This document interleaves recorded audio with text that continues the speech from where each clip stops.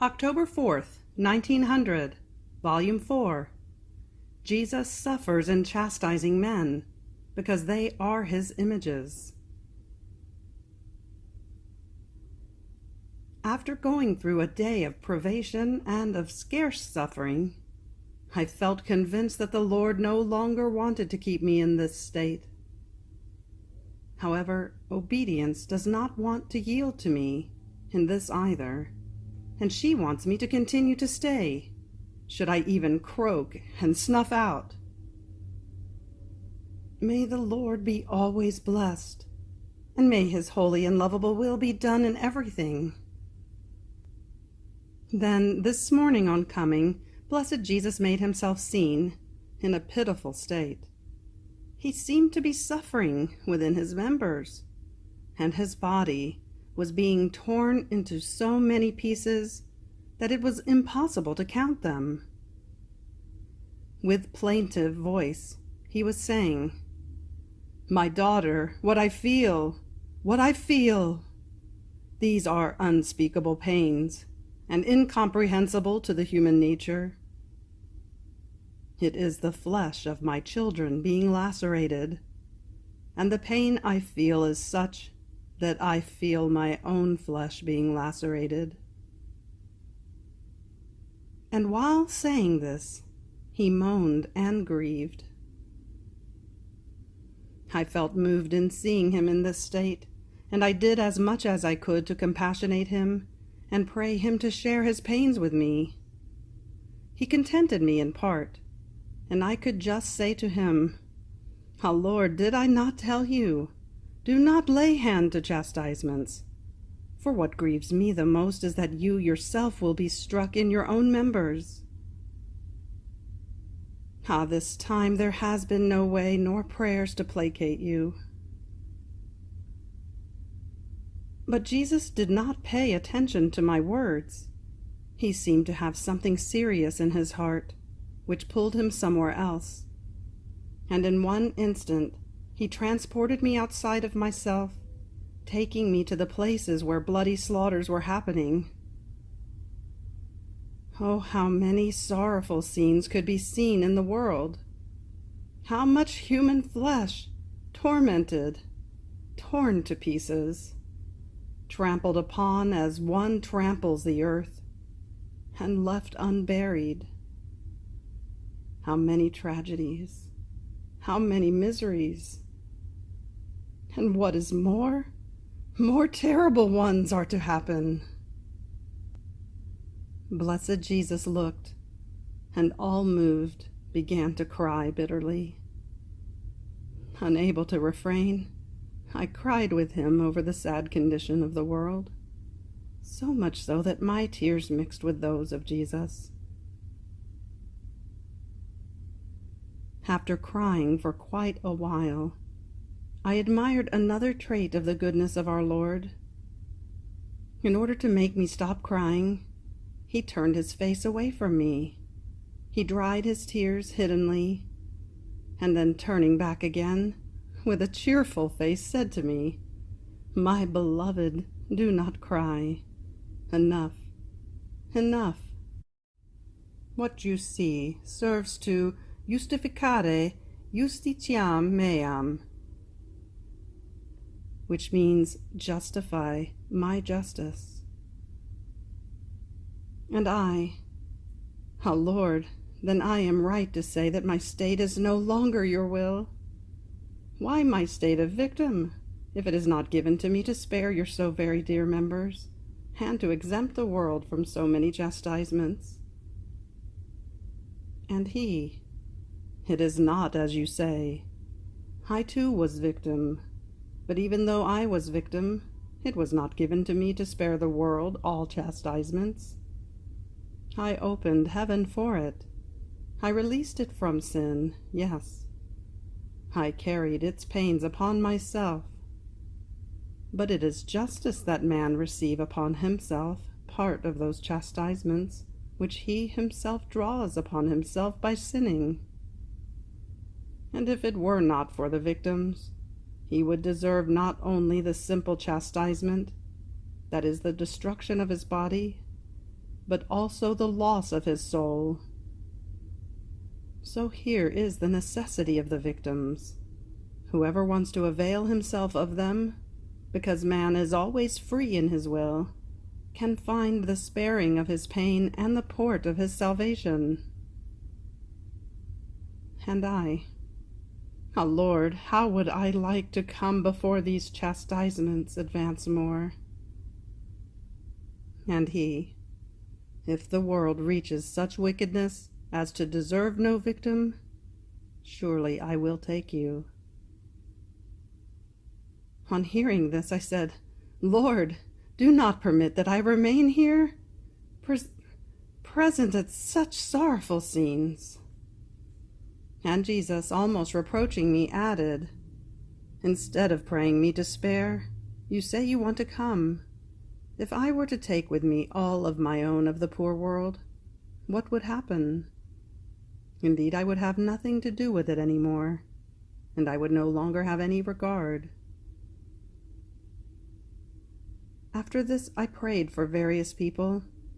He disappeared from me, and I returned inside myself. October 4th, 1906, Volume 7. How Upright Operating is the Breath that Lights the Fire of Love. Having received the obedience to speak only a few words if anyone came, I was concerned I had failed the obedience, and added to that, blessed Jesus was not coming. Who can say the torment of my soul, thinking that he was not coming because I had committed sin? His privation is always a cruel torment, but the thought of having provided the occasion for it because of some fault is a torment that makes one go mad and kills with one blow. Then, after I struggled very much, he came and touched me 3 times, telling me, My daughter, I renew you in the power of the Father, in my wisdom, and in the love of the Holy Spirit. What I felt as he was saying this, I am unable to express.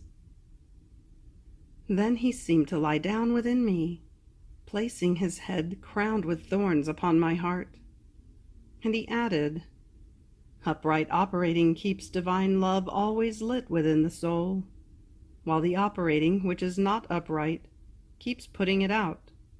And if it tries to light it, now comes the breath of love of self and puts it out. Now human respect, now self-esteem, now the breath of the desire to please others. In some, many breaths always keep putting it out. While with the upright operating, it is not many breaths that light this divine fire in the soul, but one continuous breath which keeps it always lit, and it is only the omnipotent breath of a God. October 4th, 1907, Volume 8. The Exaltation of the Cross.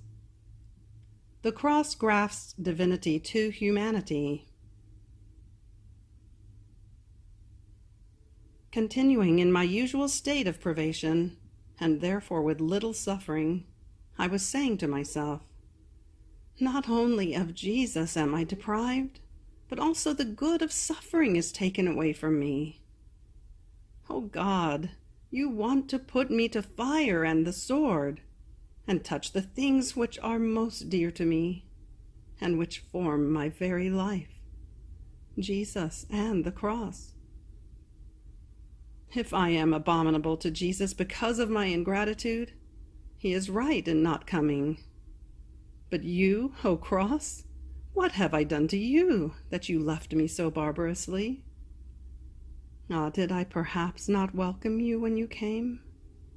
Did I not treat you as my faithful companion? Ah, I remember that I loved you so much that I could not be without you, and sometimes I even preferred you to Jesus. I didn't know what you had done to me, that I could not be without you. yet you left me. It is true that you have done much good to me.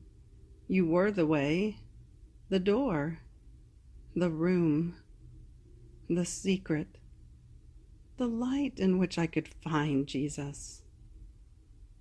This is why I loved you so much. And now everything is over for me. While I was thinking of this, blessed Jesus came for just a little and told me, "Daughter, the cross is part of one's life, and only one who does not love his own life does not love the cross, because it was with the cross alone that I grafted the divinity to lost humanity. Only the cross continues redemption in the world, grafting anyone who receives it into the divinity. And if one does not love it, it means he knows nothing of virtues, of perfection, of love of God, and of true life." It happens as to a rich man who has lost his riches and is presented with the means to reacquire them again, and maybe even more. How much does he not love this means? Does he perhaps not put his own life into this means in order to find life again in his riches? Such is the cross. Man had become so very poor, and the cross is the means not only to save him from misery, but to enrich him with all goods. Therefore the cross is the richness of the soul. And he disappeared, while I remained more embittered, thinking of what I had lost. October 4th, 1909, Volume 9. The thought of oneself must be stopped in order to do what Jesus does. Continuing in my state of affliction and loss of my blessed Jesus, I was all occupied in my interior, according to my usual way, with the hours of the Passion. The hour I am talking about is that in which Jesus loaded the heavy wood of the cross upon himself. The whole world was present to me, past, present, and future. My whole imagination seemed to see all the sins of all generations, which pressed and almost crushed benign Jesus, so much so that the cross was nothing but a twig of straw, a shadow of weight compared to all sins. And I tried to draw near Jesus, saying, "See my life, my good, I will stay here in the place of all of them. Do you see how many waves of blasphemies? I am here to repeat that I bless you for all. How many waves of bitternesses, of hatreds, of scorns, of ingratitudes, of so very little love. And I want to soothe you for all, love you for all, thank you, adore you, honor you for all. But my reparations are cold, meager, finite. You, who are the one who is offended, are infinite. Therefore I want to render infinite also my reparations and my love. And in order to make it infinite, immense, endless, I unite myself with you, with your own divinity, even more with the Father and with the Holy Spirit. And I bless you with your own blessings. I love you with your own love. I soothe you with your own sweetnesses. I honor you, I adore you, as you do among yourselves, divine persons. But who can tell all the nonsense I was saying? I would never end if I wanted to say everything. When I find myself in the hours of the Passion, I feel that, together with Jesus, I too embrace the immensity of his work, and for all and for each one, I glorify God, I repair, I impetrate for all, and there therefore I find it difficult to say everything. So while I was doing this, a thought told me, "You are thinking about the sins of others. And what about your own? Think about yourself. Repair for yourself." So I tried to think about my evils, my great miseries, the privations of Jesus caused by my sins. And getting distracted from the usual things of my interior, I cried over my great misfortune. At that moment, my always lovable Jesus moved in my interior, and with sensible voice told me, "Do you want to arbitrate yourself? The work of your interior is not yours, but mine. You do nothing but follow me. The rest I do, all by myself. The thought of yourself you must stop. You must do nothing but what I want, and I will take care of your evils and goods. Who can do more good to you, yourself or I?" And he showed himself displeased. So I began to follow him, but after a little while, as I reached another point of the way to Calvary, at which, more than anywhere else, I would penetrate into the different intentions of Jesus, a thought told me, "Not only must you stop the thought of sanctifying yourself, but also that of being saved. Don't you see that by yourself you are good at nothing? What good can ever come to you by doing this for others?" Turning to Jesus, I said to him, "My Jesus, are your blood, your pains, your cross not there for me? I have been so bad that, having trampled them under my feet with my sins, maybe you have exhausted them for me. But oh, please forgive me. And if you do not want to forgive me, leave me your will, and I will be content. Your will is everything for me. I have remained alone without you, and you alone can know the loss I suffered. I have no one. Creatures without you bore me. I feel I am in this prison of my body like a slave in chains. At least, for pity's sake, do not take your holy will away from me." So while thinking of this, I got distracted again from my interior. And Jesus again made me hear his voice, louder and more imposing, saying, "You don't want to stop it? Do you want to waste my work in you?" I don't know. As if he had silenced my mind, I tried to follow him and to stop it.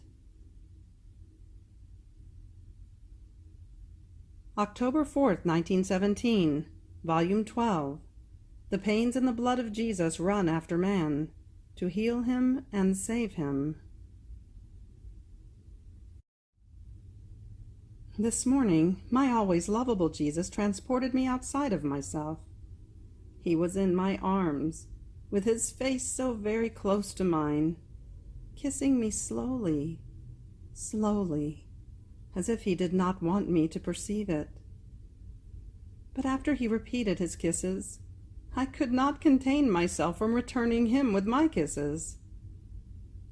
But as I was kissing him, a thought came to me, to kiss his most holy lips, and to try to suckle the bitternesses that he contained. Who knows if Jesus would surrender? Said and done. I kissed him and I tried to suckle, but nothing would come out. I prayed him to pour his bitternesses into me, and again I suckled with more strength, but nothing. It seemed that my Jesus suffered from the strains I was causing him. After I did it again, with ardor for a third time, I felt the most bitter breath of Jesus coming into me, and I saw something hard across his throat, which couldn't come out, and prevented him from letting out the bitternesses that he contained, so as to pour them into me, And my afflicted Jesus, almost crying, told me, my daughter, resign yourself. Don't you see what hardness man put into me with sin, which prevents me from sharing my bitternesses with the one who loves me? Ah, don't you remember when I told you, let me do, otherwise man will reach the point of doing so much evil as to exhaust evil itself, not knowing what more evil to do? And you did not want me to strike man? Man is becoming worse and worse. He has accumulated so much pus within himself that not even the war managed to let this pus out. War did not knock man down. On the contrary, it made him grow bolder. The revolution will make him furious. Misery will make him despair, and will make him give himself to crime. All this will serve somehow to make all the rot which he contains come out. And then my goodness will strike man, not indirectly through creatures, but directly from heaven. These chastisements will be like beneficial dew descending from heaven, which will kill man. And he touched by my hand will recognize himself, will wake up from the sleep of sin, and will recognize his Creator.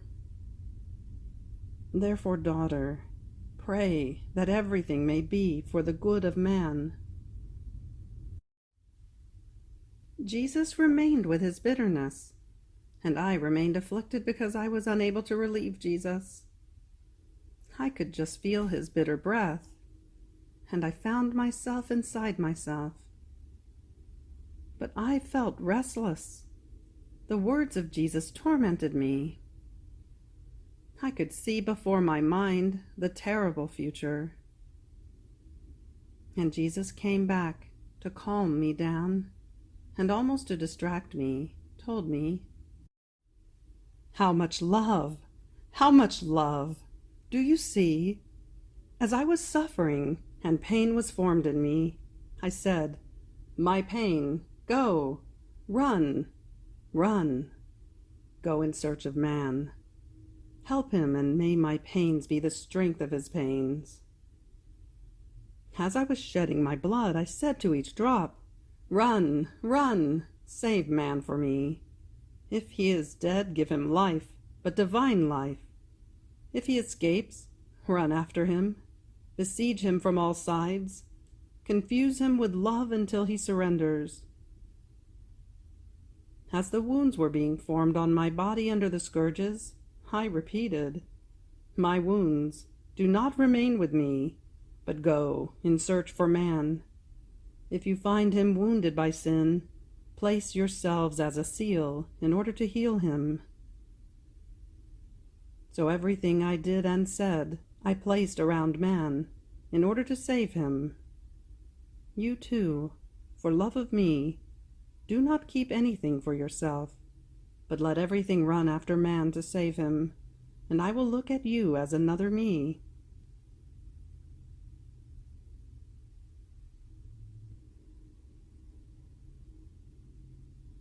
October 4th, 1923, Volume 16. The divine will is everywhere with its immensity, all-seeingness, and power. But for the majority of creatures, it is not upon earth as their queen and life.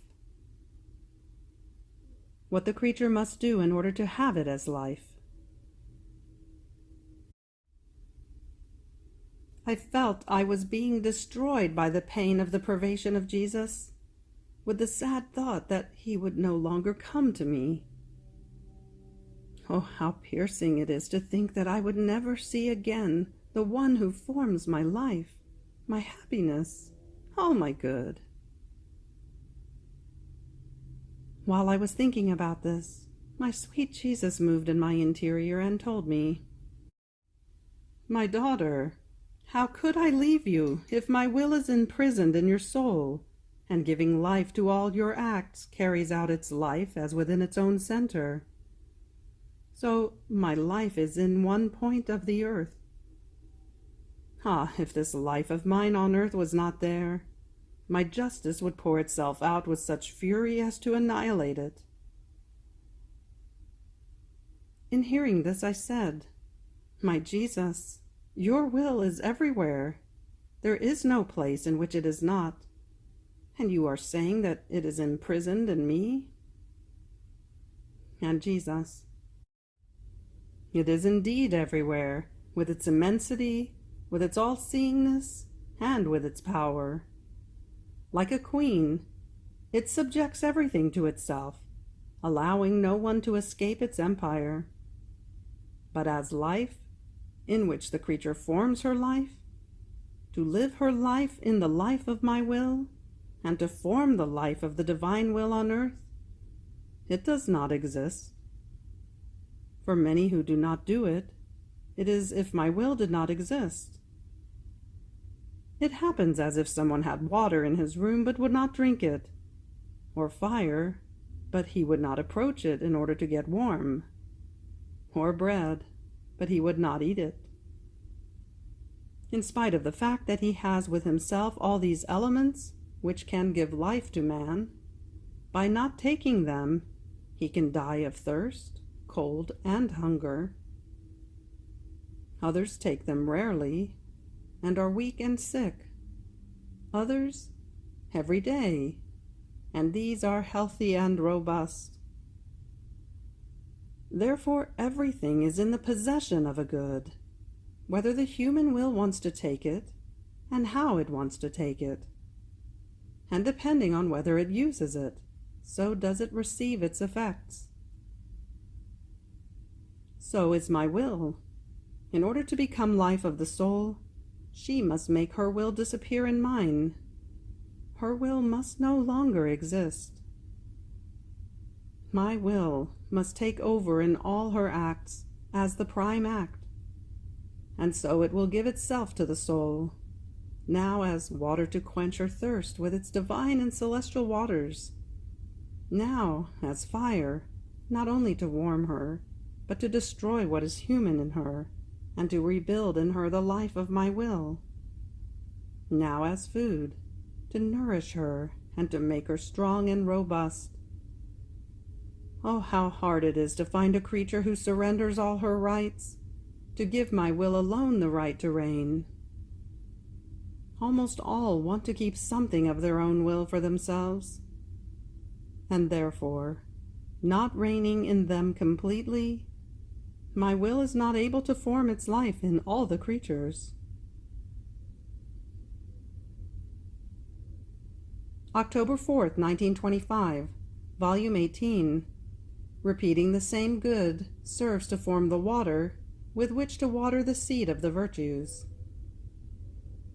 Everything that our Lord has done is suspended in the divine will, in waiting, to give itself to creatures. I was fusing myself in the most holy will of God, according to my usual way, and while going around in it, to place my I love you upon all things, I wished that my Jesus would see or hear nothing but my I love you, or through this I love you of mine. And while repeating the sing-song of my I love you, I thought to myself, it shows that I really am a little child who can say nothing but the little story she has learned. And then, what good comes to me by repeating, I love you, over and over again? But while I was thinking of this, my adorable Jesus came out from within my interior, showing my I love you impressed everywhere in all of his divine person, on his lips, on his face, on his forehead, in his eyes, in the middle of his breast, on the back and in the center of the palms of his hands, on the tips of his fingers, in sum, everywhere. And with a tender tone he told me, My daughter, aren't you happy that none of the I love yous that come out of you go lost, but all remain impressed in me? And then, do you know what good comes to you by repeating them? You must know that when the soul decides to do some good, to exercise a virtue, she forms the seed of that virtue. By repeating those acts, she forms the water with which to water that seed in the earth of her heart. And the more often she repeats them, the more she waters that seed, and the plant grows beautiful and green, in such a way that it quickly produces the fruits of that seed. On the other hand, if she is slow in repeating, many times the seed remains suffocated, and if it comes out at all, it grows thin and never gives fruit. Poor seed, without enough water in order to grow. My sun does not rise over that seed to give it fecundity, maturity, and a beautiful color to its fruits, because it is not fecund. On the other hand, by always repeating those same acts, the soul contains much water with which to water that seed.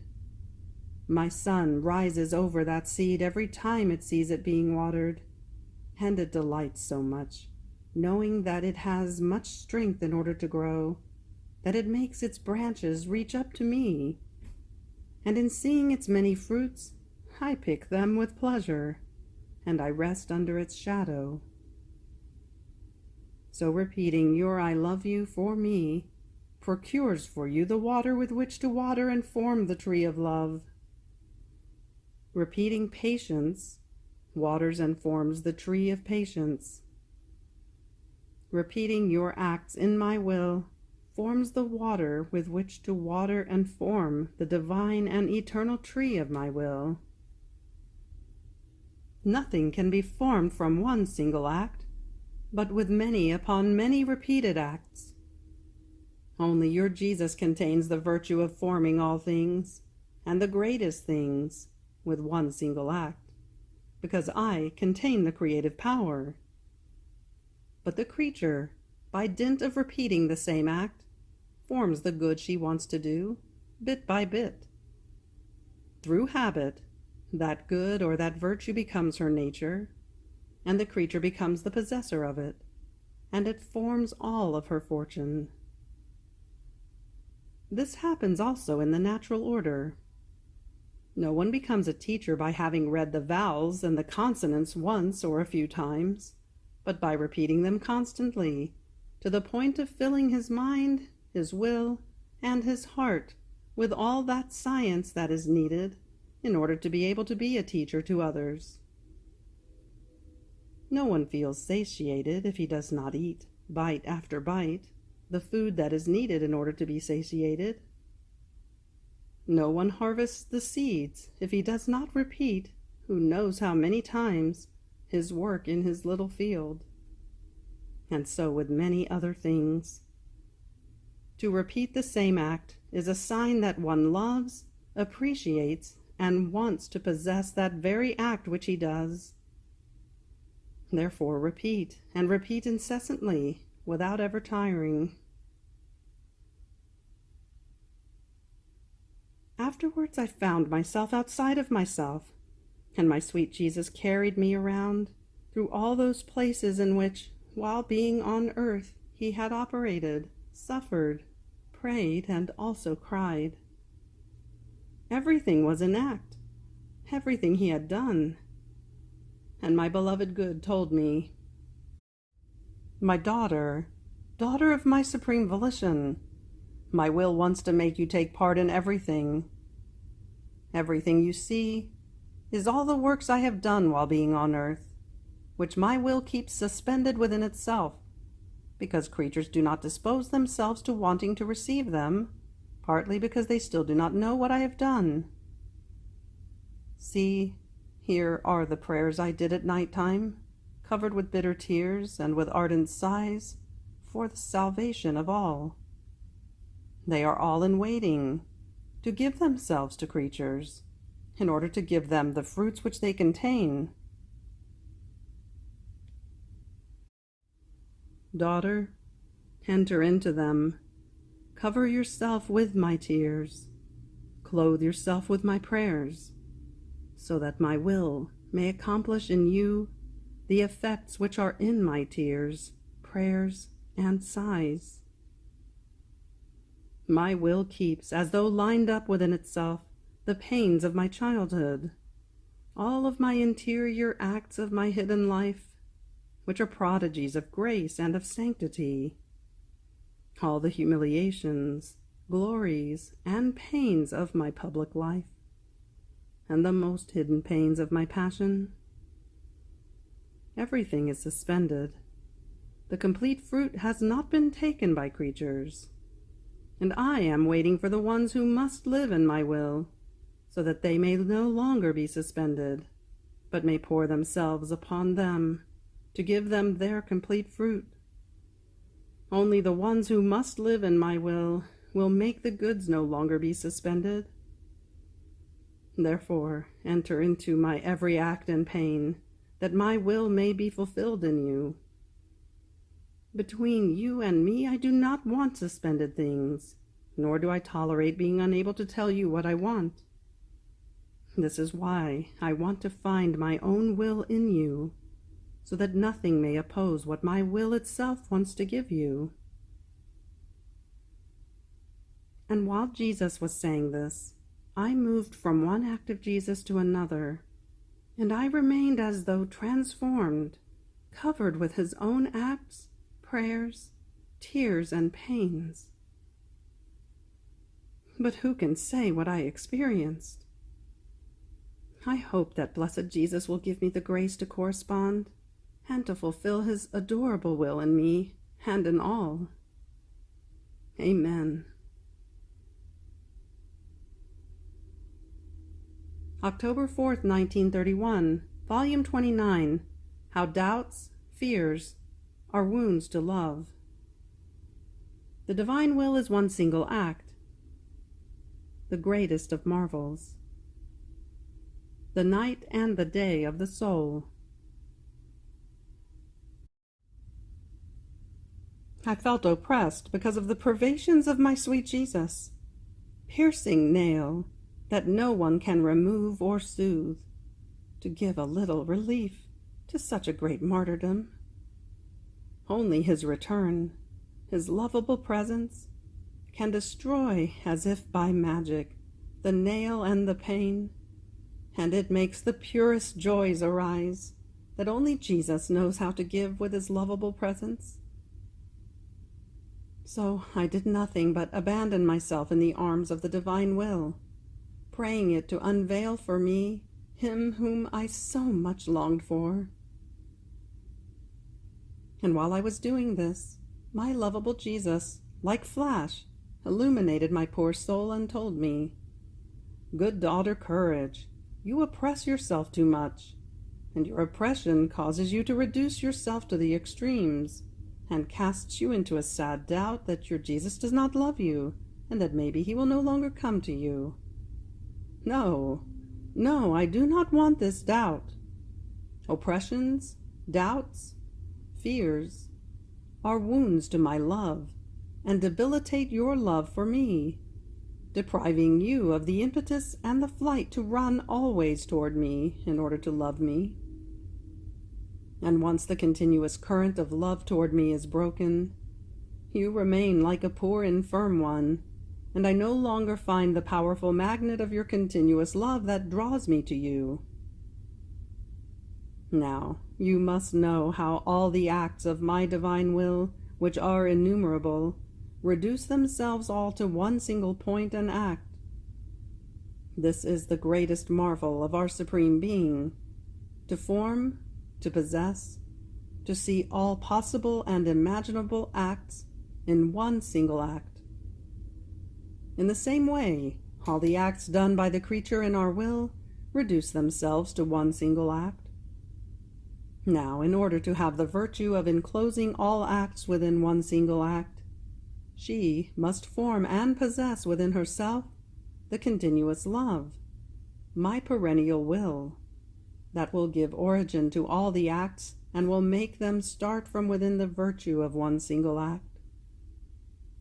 See, then, all the acts you have done in my will have unified together in one single act, and they form your cortege, your support, your strength, your light that never goes out. And they love you so much that, making themselves arms, they keep you as the dear apple of my Fiat's eye, because in it were they formed and received life. Therefore do not oppress yourself. Enjoy the fruits of my volition, and if you see that I delay my coming, wait for me with patient love, and when you least expect it, I will surprise you, and I will make my usual little visit, and I will be happy to find you in my own will, always in act of loving me." After this he added, "My daughter, our divine being is great, immense, powerful, and so forth. This does not cause much marvel, because all of these divine qualities of ours are by nature, and form the whole entirety of our Supreme Being. So by nature we are immense in the power, immense in the love, in the beauty, in the wisdom, in the mercy, and so forth. And since we are immense in all things, everything that comes out of us remains in the nets of our immense divine qualities. Now what causes the greatest of marvels is to see the soul who lives in our divine will, who encloses in her little act the powerful and immense act of her Creator. To see, as though lined up in the little acts of the finite being, the immense love, the immense wisdom, the infinite beauty, the boundless mercy, the interminable sanctity of He who created her. The little enclosing the great is more marvelous than the great enclosing the little. For our greatness, it is easy to embrace everything, to enclose everyone, nor does it take any art or industry, because from our immensity no one can escape us. But for the little to enclose the great, it takes an art of its own, a divine industry, that only our power and our great love can form in the creature. If we do not place of our own, on her own she could not do it. Therefore the living in our divine Fiat is the marvel of marvels. It is the greatest of prodigies. The soul renders herself so striking and artful that it is an enchantment to see her. It can be said that in each little act of hers concurs a miracle of ours. Otherwise the little enclosing the great could not happen. And our goodness is such that it takes greatest delight, and waits with so much love for the creature to give it the occasion of letting it perform this divine art of continuous miracles. Therefore may you take to heart the living in our will more than anything. In this way you will be more content, and we more content than you, and you will be, in our creative hands, our field of action and our continuous work. If you knew how much we like our work in the souls who live in our will, you would be more attentive never to go out of it. Then I continued my abandonment in the Fiat, though accompanied by a sadness because of so many afflicting things that crowd my poor mind, that it is not necessary to say on paper. Certain intimate secrets it is right only for Jesus and Him alone to know. And my beloved Jesus repeated with a most tender tone, "My daughter, you must know that just as nature has the night and the day, so the soul has her night, the dawn, the daybreak, the full midday, and her sunset. The night calls for the day, and the day for the night. It can be said that they call for each other. Now the night of the soul are my privations, but for one who lives in my will these are precious nights, not of slothful rest, of restless sleep. No, no, but night of operative rest, of peaceful sleep. In fact, as she sees the night coming, she abandons herself in my arms, to lean her tired head upon my divine heart, and to hear my heart beat so as to draw new love during her sleep, and say to me while sleeping, I love you, oh my Jesus. The sleep of one who loves me and lives in my will is like the sleep of a little girl who, as she feels her eyes closing for sleep, half asleep calls, Mamma, Mamma, for she wants her arms and her maternal breast in order to sleep. So much so that as soon as the tiny little one wakes up, the first word is Mamma, the first smile, the first gaze is for her Mamma. Such is the soul who lives in my will. She is the tiny little girl who, as the night comes, looks for him whom she loves, to draw new strength and new love in order to love me more. And oh, how beautiful it is to see her seeking, desiring, longing for Jesus in her sleep. This seeking, desiring, and longing call for the dawn, form the daybreak, and make the full day arise that calls for the sun. And I rise and form the course of the day and its full midday. But know, my daughter, that here on earth things alternate. Only in heaven is it always full day, because my presence is perennial amid the blessed. So as you see that I am about to leave you, but do you know where I stay? Inside of you. After having instructed your soul, giving you my lessons before the light of my presence, so that you might comprehend them well and they might serve you as food and as work during the day, I withdraw and form the sunset, and hidden within you during the short night, I make myself actor and spectator of all your acts. And while for you it seems nighttime, for me it is the most beautiful rest, since after I have spoken to you, I take rest in my own word, and the acts that you do serve me as lullabies, as refreshment, as defense, and as sweet relief for my ardors of love. Therefore let me do. I know when the night or the day is necessary for you and for me in your soul. What I want is perennial peace in you, so that I may carry out what I want.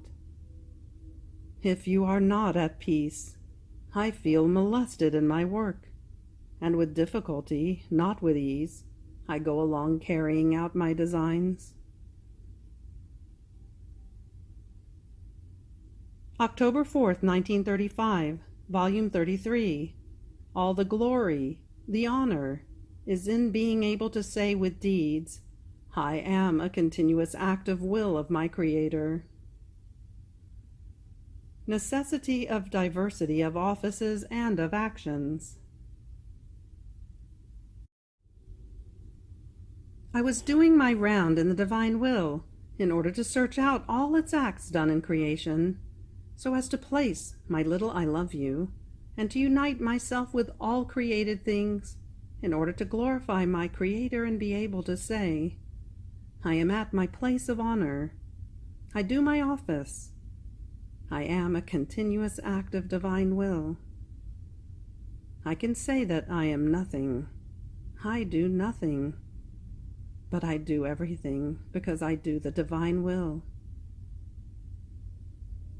But while I thought this, my highest good Jesus, making me his brief little visit, all goodness told me, my blessed daughter, every created thing has a distinct office that it occupies, and although the will of all is one, yet they all do not do the same thing. It would not be order, nor virtue of divine wisdom, that one created thing would repeat what another one does. But since one is the will that dominates them, the glory that is obtained by one, the other gives to me, because all the substance that they possess, and the good and the value with which they are invested, is that they can say, I am a continuous act of will of my Creator. Greater glory, honor, virtue, he could not give me, than being a single act of divine will. so much so that the little blade of grass, with its littleness, the little space that it occupies on the earth, it seems that it does nothing. No one looks at it. And yet, because my will wanted it so, it does not seek to do more than what a blade of grass can do. By doing my will, it equals the glory that the sun gives me, that with so much majesty rules over the earth, such that it can be called continuous miracle of the whole creation.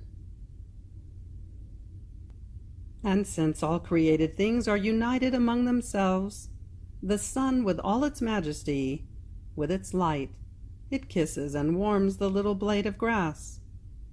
The wind caresses it. The water waters it. The earth gives the little place for where to form its little life. And yet, what is a blade of grass? One can say nothing, but since it possesses my will, it will have its virtue of doing good to the human generations, because having created everything for love and in order to do good to creatures, so everything has a secret virtue of giving the good that they possess. See, therefore, that everything is in doing my will, to never come forth from its divine and interminable enclosures. Already by doing my will, although it seems that one does nothing, yet it is not true. Already one finds himself together with the divine operation, and one can say, "What God does, I do." And does this seem little to you? God does everything, and the soul takes part in everything, such that it is not the diversity of actions or of offices that the creatures can say that she does great things, but my will that confirms the nothing. It places her in the divine order, and places there its image as seal of its works.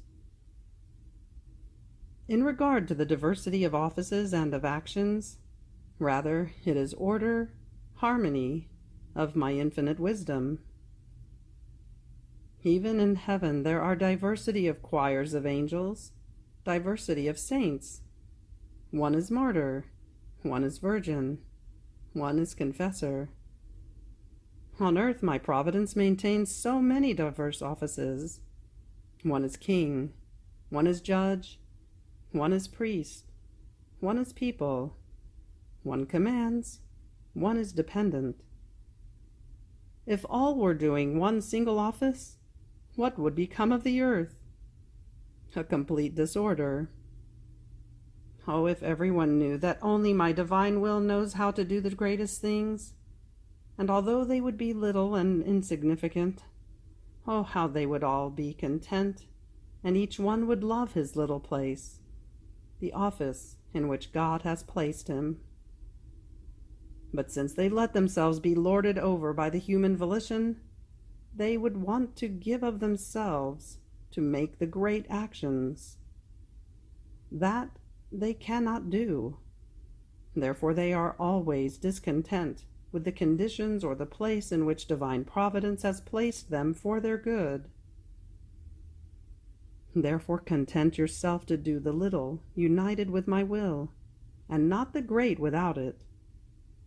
Even more, because being immense in it will find you in all its acts, and you will find yourself in its love, in its power, in its works, in a way that you will not be able to do anything without it, and it will not be able to do anything without you.